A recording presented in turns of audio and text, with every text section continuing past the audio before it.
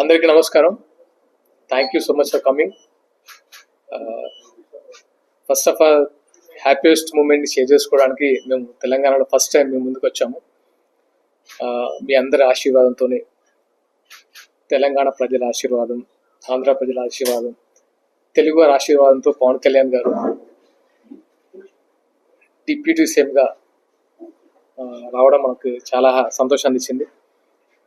అంటే ఇది ఒక 15 సంవత్సరాల కళ అందరికీ. కళ్యాణ్ గారి నా పొజిషన్ చూడడానికి, అండ్ దాని వెనుక ఎన్ని అవమానాలు, ఎంత కష్టం, ఎంత నిబద్ధత అన్నీ ఉన్నాయి. దాని గురించి ఇప్పుడు మాట్లాడడం కంటే తెలంగాణలో ఫస్ట్ టైం గెలిచిన తర్వాత ప్రెస్ మీట్ పెట్టడం జరిగింది. And first of all thanks to ఇక్కడున్న రాష్ట్ర నాయకులకి, జన సైనికులకి అండ్ కార్యకర్తలకి. వీళ్ళందరూ వెళ్ళి ఆంధ్రాలో ఎవరికి వారు సొంతంగా ప్రచారం చేసి గెలుపులో భాగస్వామ్యం అయ్యారు. అందరికీ మరొకసారి అభినందనలు, కృతజ్ఞతలు తెలుపుకుంటున్నాను. అండ్ దాంతోపాటు ఫస్ట్ టైం కళ్యాణ్ గారు డిప్యూటీ సీఎం అయ్యాక అధికారికంగా కొండగట్టుకు రావడం జరుగుతుంది. అండ్ రేపు మార్నింగ్ మాదాపూర్ ఇంటి నుంచి 7 to 7:30 మధ్యలో బయలుదేరి కొండగట్టు రీచ్ అవుతారు, 11 o'clock మధ్యలో. అండ్ పూర్తి భద్రత వలయం ఉంటుంది. తెలంగాణ వ్యాప్తంగా అభిమానులు, జన సైనికులు అండ్ కార్యకర్తలు, వీర మహిళలు అందరూ ఆయన కోసం వెయిట్ చేస్తున్నారు. ముఖ్యంగా తెలియజేయడం ఏమనగా ఆయన దీక్షలో ఉన్నారు అండ్ అమ్మవారి దీక్షలో ఉన్నారు కాబట్టి పోలీసులకు సహకరించాలని మనస్ఫూర్తిగా కోరుకుంటున్నాను. అండ్ మళ్ళీ ఒకసారి డిఫరెంట్గా ఇక్కడ ఒక మీటింగ్ పెట్టి అందరినీ పేరు పేరున కలవబోతున్నారు, అది కూడా దృష్టిలో పెట్టుకోవాలి. అండ్ జనసేన ఇక్కడ బలోపేతం చేయడానికి కళ్యాణ్ గారు ఒక సమావేశం పెట్టడం కూడా జరుగుతుంది.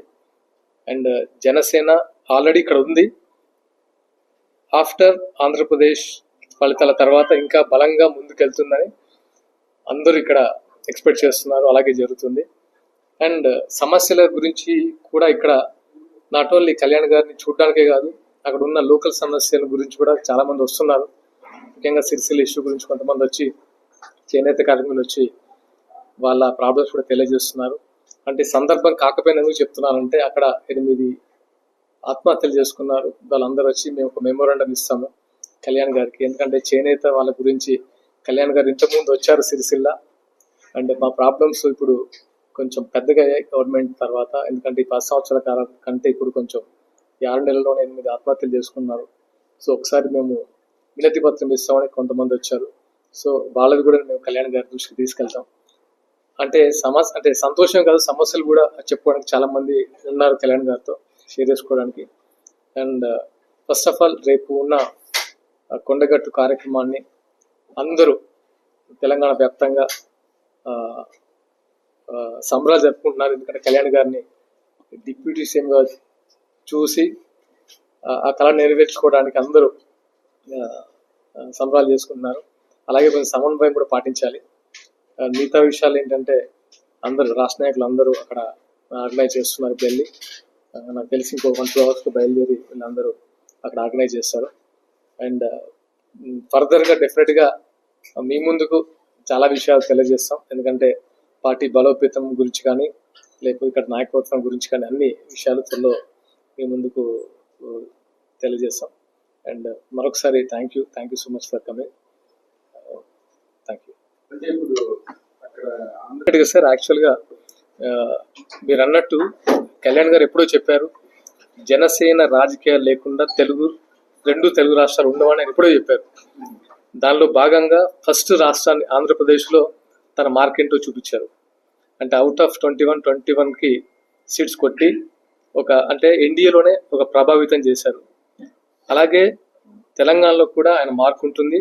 అంటే రాజకీయాలు కొత్త, అంటే ఆయన మార్పు ఏదైతే కోరుకున్నారో అది సాధించి చూపెట్టారు. డెఫినెట్గా తెలంగాణలో కూడా అది ఎక్స్పెక్ట్ చేస్తున్నాం సార్. మున్ముందు అంటే ఇప్పుడు చాలా తక్కువ టైం, ఆల్మోస్ట్ 1 monthలోనే కార్యాచరణ జరుగుతుంది. ఇంకో 1 monthలో డెఫినెట్గా దీనికి సంబంధించిన కార్యాచరణతో ముందుకు తీసుకెళ్తారు కళ్యాణ్ గారు. క్యాడర్ కూడా చాలా ఎక్స్పెక్ట్ చేస్తున్నారు. నాట్ ఓన్లీ దట్, తెలంగాణ వ్యాప్తంగా నాకు ఫోన్స్ వస్తున్నాయి, అంటే జాయినింగ్స్ అవ్వడానికి కానీ, అంటే అంటే జనసేన విజయం ఏదైతే ఉందో అది తెలుగు రాష్ట్రంలో కాదు, ఆల్మోస్ట్ టోటల్ భారతదేశంలో ఒక ప్రభావం చూపింది కళ్యాణ్ గారి రాజకీయ మార్క్. అండ్ ఆ హోప్తోనే తెలంగాణలో కూడా ఇలాంటి నాయకుడు కావాలి, ఇలాంటి నాయకత్వం మాకు కావాలని చాలా మంది ఎక్స్పెక్ట్ చేస్తున్నారు. దానికి తగినట్టుగానే కార్యాచరణ ఉంటుంది. మున్ముందు డెఫినెట్ గా జనసేన చాలా బలంగా తెలంగాణలో పార్టిసిపేట్ చేస్తుంది. అంటే 28 అని ఏం లేదు, అంటే కళ్యాణ్ గారు ఏదైతే డెసిషన్ తీసుకుంటారో ఏంటంటే ఆయన వ్యూహం మనకి తెలియాలి. ఫస్ట్ ఆఫ్ ఆల్ కళ్యాణ్ గారు వేసే వ్యూహం ఎలా ఉంటుందంటే ఎప్పుడు ఎలా పార్టిసిపేట్ చేస్తే బాగుంటుంది, అది కొత్త లేకపోతే ఇండివిజువల్ గానా, లేకపోతే ఇక్కడ ఇంకా ఏమైనా లోపాలు ఉన్నాయో అవి సరిదిద్దుకొని ఎలా ముందుకెళ్తే బాగుంటుందని అనే ఇన్స్ట్రక్షన్ బట్టి మనం ముందుకు వెళ్ళాల్సి వస్తుంది. ఇప్పటికైతే ఓన్లీ కొండగట్టు దీక్షలో ఉన్నారు కాబట్టి ముఖ్య నాయకుల్ని కలిసేసి జస్ట్ ఒక 2 నిమిషాలు మాట్లాడి అది ఉంటుంది. అంటే మిగతా కార్యాచరణ ఆయన ఆల్మోస్ట్ ఒక విత్ ఇన్ ఏ వీక్, అంటే ఈ దీక్ష అయిపోయిన తర్వాత అందరినీ జిల్లాల వారిగా కలిసే యోచన ఉంది. అది కూడా సర్క్యులర్ రిలీజ్ చేశారు. దాన్ని బట్టి ఒక డెసిషన్ తీసుకొని ముందుకెళ్తారు.